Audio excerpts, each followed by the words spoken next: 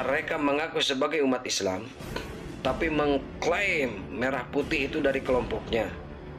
Burung Garuda itu hasil kelompoknya. Kemerdekaan Indonesia ini adalah hasil habaib, kata saudara Hanif Al-Atos. Ya, bahwa Jawa ini milik Tarim. Assalamualaikum warahmatullahi wabarakatuh. Kembali lagi bersama 9.0 TV dari Buta Panditalupi Kabupaten Bulukumba. Satu hal yang paling menakutkan memang bagi kelompok Lawi adalah ketika para mukibing ini sadar dan kembali mengaktifkan nalar kritisnya. Kenapa mereka pada ketakutan? Karena tentu mereka ini mengetahui bagaimana situasi internal daripada kelompok Lawi, karena selama ini mereka bergaul dan paham betul dengan situasi yang terjadi di sana, termasuk kajian-kajiannya, termasuk rahasia-rahasia yang disembunyikan oleh mereka dengan agenda-agenda besarnya di Nusantara ini. Salah satunya misalnya contoh adalah Bung Lubis yang kala itu merupakan salah seorang dedengkot daripada Bahar Smaik, lalu kemudian sadar dan hari ini betul-betul secara getol membongkar seluruh rahasia-rahasia dan aib-aib yang ada di kelompok Lawi, khususnya pada konteks yang saya bicarakan ini adalah Bahar Smaik. Dan semakin banyak yang sadar dari kalangan mukibin, ini akan membantu percepatan rungkatnya nasab kelompok Lawi dan terbongkarnya agenda-agenda yang mereka sembunyikan selama ini. Sekalipun sesungguhnya kita sudah bisa membaca dengan apa yang mereka selama ini lakukan di Nusantara, di Indonesia ini, salah satunya itu pemalsuan sejarah, pemalsuan makam, klaim-klaim keturunan orang, terutama orang-orang besar di negeri ini, raja-raja di Nusantara, para pahlawan itu diklaim semua, dibalawikan. Sehingga itu secara tersirat sebenarnya mereka punya rencana untuk menguasai negara ini. Terlepas mereka sepakat atau tidak dengan pernyataan ini, itu urusan mereka. Yang pasti bahwa tanda-tanda itu ada. Lalu seperti apa mukibing ini atau mantan mukibing akut ini membongkar apa yang menjadi rahasia-rahasia dan agenda yang tersembunyi di kalangan kelompok Lawi, terutama di sini menyebut langsung nama menantu Iman Jumbo, yaitu Hanif Al-Atos. Ini kita simak secara bersama-sama videonya. Yang masih mencintai negara kesatuan Republik Indonesia. Pada kesempatan ini saya coba akan menjawab komen-komen yang bertebaran di kolom komentar. Ada yang berkomentar tentang adu domba sesama umat Islam. Dengan polemik nasab ini, mengadu domba sesama umat Islam. Bukan masalah itu, Mas Bro. Bukan masalah mengadu domba. Sekarang saya balik tanya sama Anda. Ada perubahan sejarah yang secara sistematis akan merubah sejarah Indonesia. Apakah itu dibiarkan? Sedangkan yang merubah sejarah Indonesia ini yang notabene mengatasnamakan umat Islam. Tolong itu Anda jawab. Ada yang notabene mereka mengaku sebagai umat Islam, tapi mengklaim merah putih itu dari kelompoknya. Burung Garuda itu hasil kelompoknya. Kemerdekaan Indonesia ini adalah hasil habaib, kata saudara Hanif Al-Atos.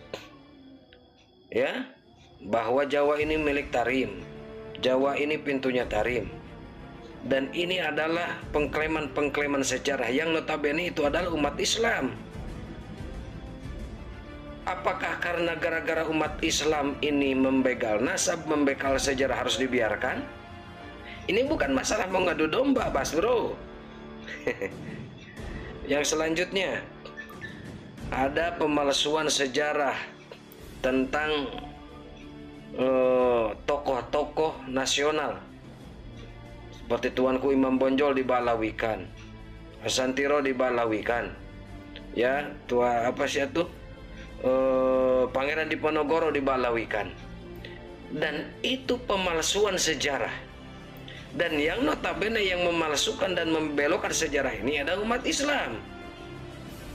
Jangan gara-gara umat Islam melakukan kejahatan lalu dibiarkan. Jangan gara-gara karena umat Islam kebetulan itu di kalangan habaib melakukan pembelokan sejarah, lalu kita kanter, lalu kita luruskan bahwa ini adalah pembelokan sejarah dan ini merubah dan merusak sejarah Indonesia. Kita kanter dan itu disebut sebagai pengadu domba umat Islam. Bukan masalah itu, Mas Bro. Ini masalah kebangsaan, Bos. Ya. Masalah negara ini, Bos.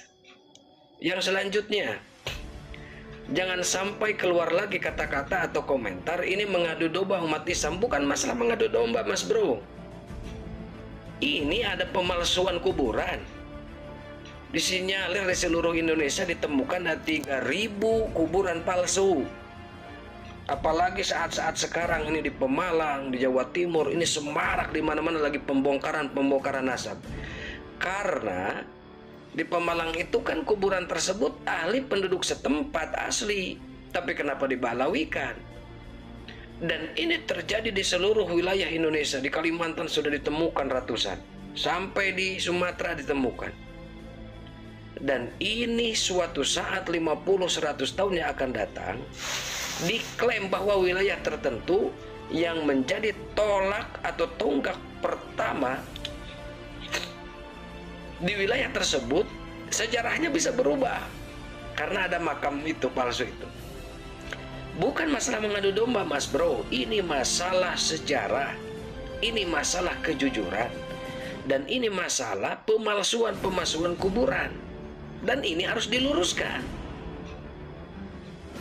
Saya tanya kembali, jika Anda yang komentar di kolom komentar atau di mana saja berkata bahwa ini adalah adu domba umat muslim, yang jadi masalah saya tanyakan kembali, seandainya leluhur Anda bukan Balawi ternyata dibalawikan, bagaimana sikap Anda? Dan ini yang menjadikan sebagai pergerakan pelurusan sejarah yang masif di seluruh wilayah Indonesia, ya, bukan cuma dari kalangan keluarga, tapi pemerhati sejarah dan yang peduli terhadap bangsanya sendiri. Jangan sampai sejarah bangsanya itu dirubah.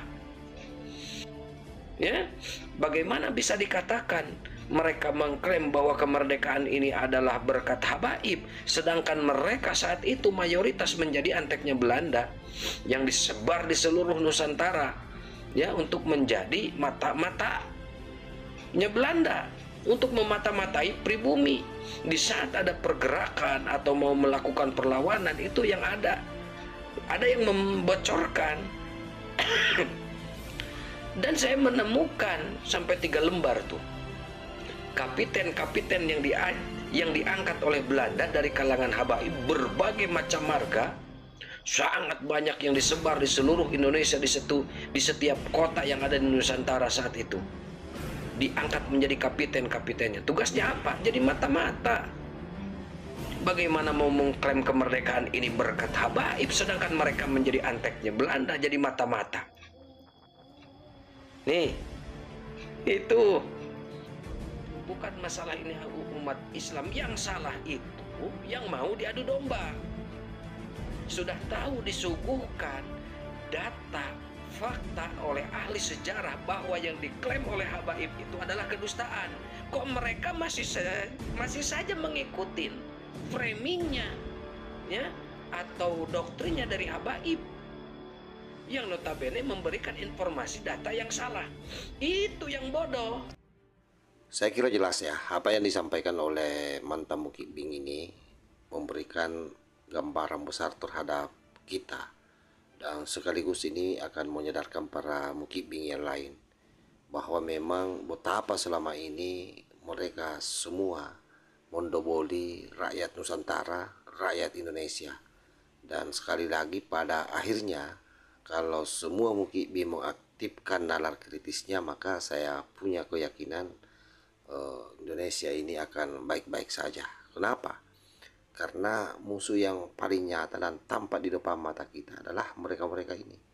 Sangat luar biasa bagaimana dia membangun premingan terhadap leluhurnya.